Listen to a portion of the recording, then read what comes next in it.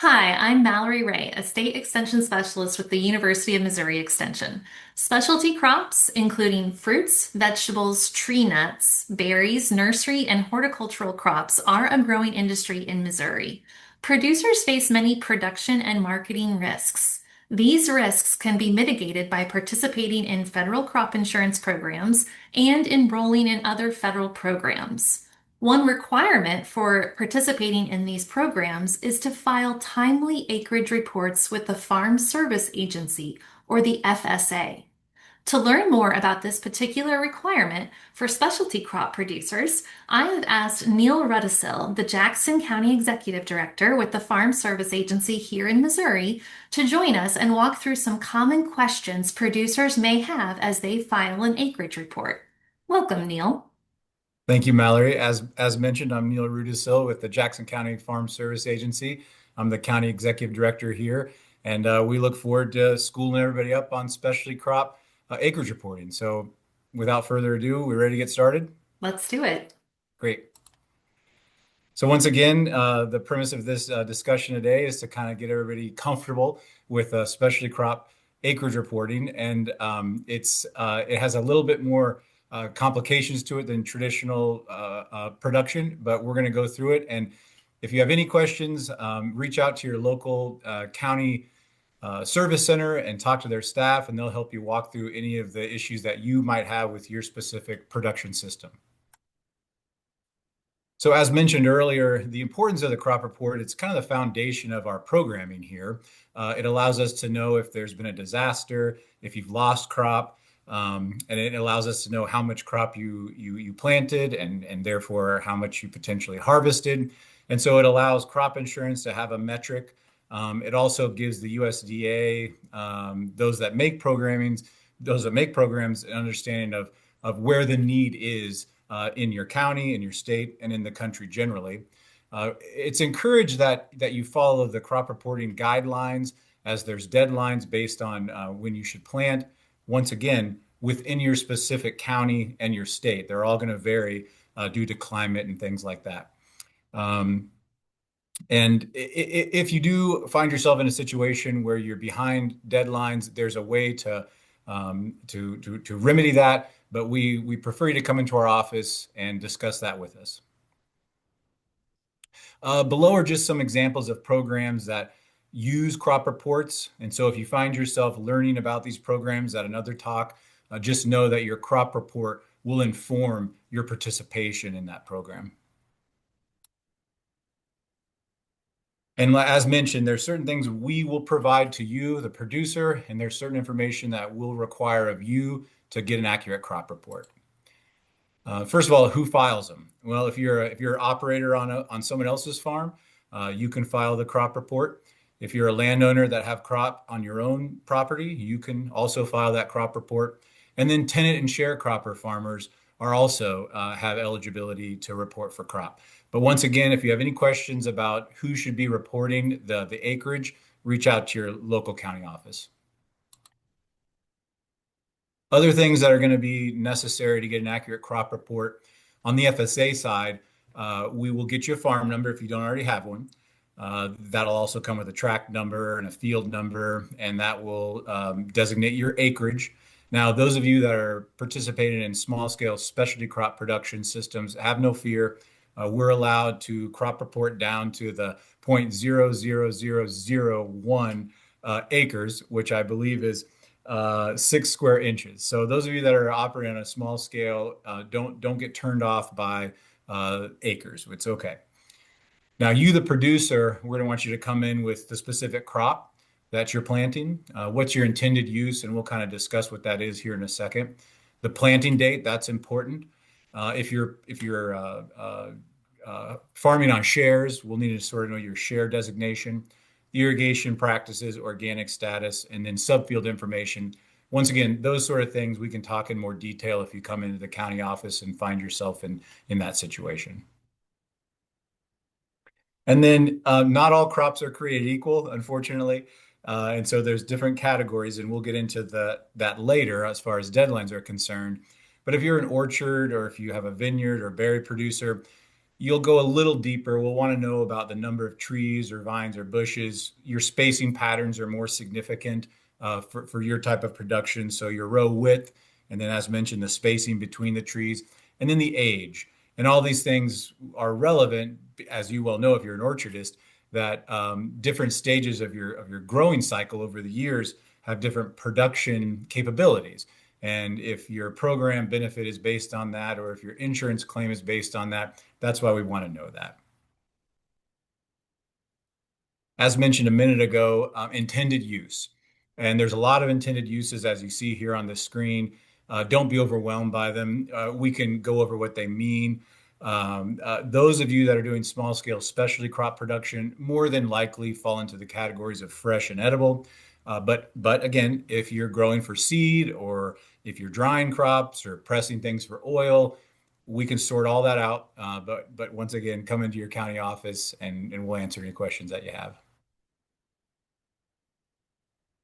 Like I said earlier, this is relatively unique for the FSA and the USDA, and this goes out to those of you that are producing on a small scale. We see you, and we now can give acreage reports down to that 0.00001. I believe I said that right. 6 square inches. Well, 0.00001 acres, which is 6 square inches. Pardon me. And then those of you that are growing in controlled environments, which is very popular for the small scale specialty crop producer, hoop houses, high tunnels, indoor production systems, your microgreen operation, the mushroom producers out there, or any of you that are growing under cover, you too can file an acreage report for that as well. So as I said earlier, and we just want to drill this point down, crop reporting deadlines vary by crop and county. It's just really, it's more complicated to get into all that here in this talk, but reach out to your county office and they'll know the deadlines. And once again, if you miss deadlines, there's opportunities to remedy that.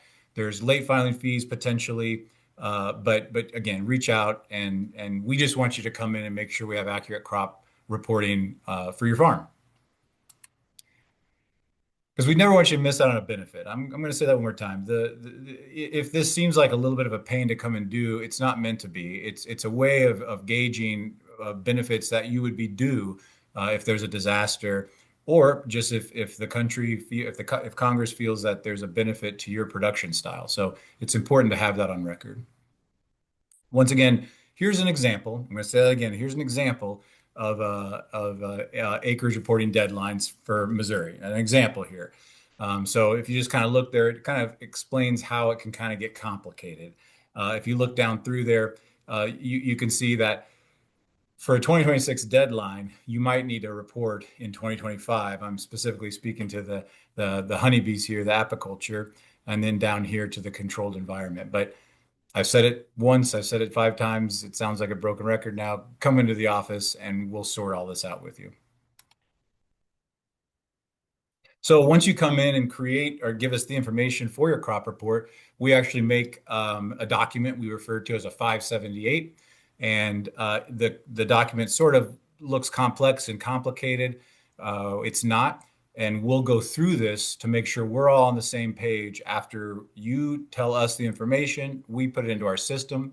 Over here, we create this 578. In this case, here's your farm number. In this one, it's 500, or sorry, 100. And information down here about some of those intended uses, the crop, how much acreage, that sort of thing. And then the most important part is the actual certification. So we'll go through all that with you, and then you let us know if it's accurate or not. And if it is, we'll have you certify it by signing here and dating it, and we'll put it in our system. And you now have an accurate, updated acreage report on file. How does a producer get started? Come into our office, and we'll get you a farm number if you don't have it. And if you do have a farm number, we'll just start your crop reporting process. Thank you, Neil. And if you're wondering kind of where do I find that office, the description of this video will have a link to the office locator. You can type in your address and find the nearest FSA office to you.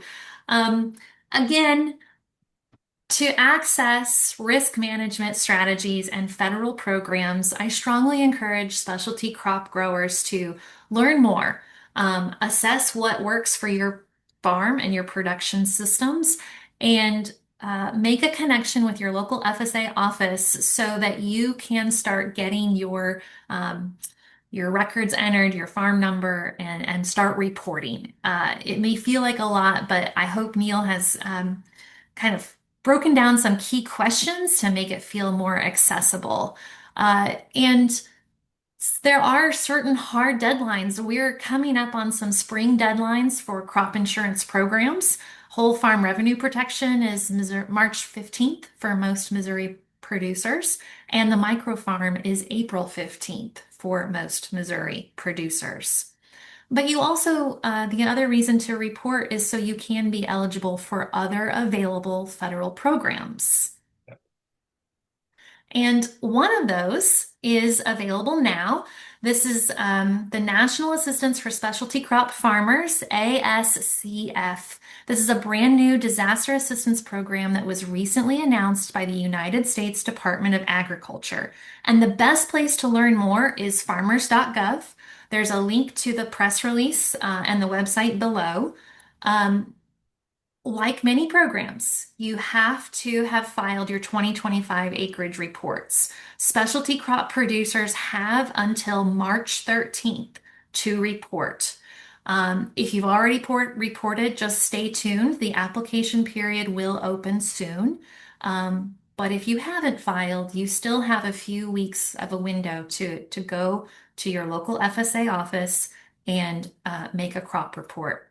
Payment rates will be determined after all acres are certified. That information is not available now, which makes it hard for producers to assess, what might my benefit be. We don't know that yet. And I also want to point out, not all crops are eligible for this Mm, program. So notably, for Missouri growers, elderberries are not eligible. mm, And so late filing fees may apply. To learn more about this, there's a link below. You can read what the federal government has put out. And when you're ready, you can reach out to your local FSA office.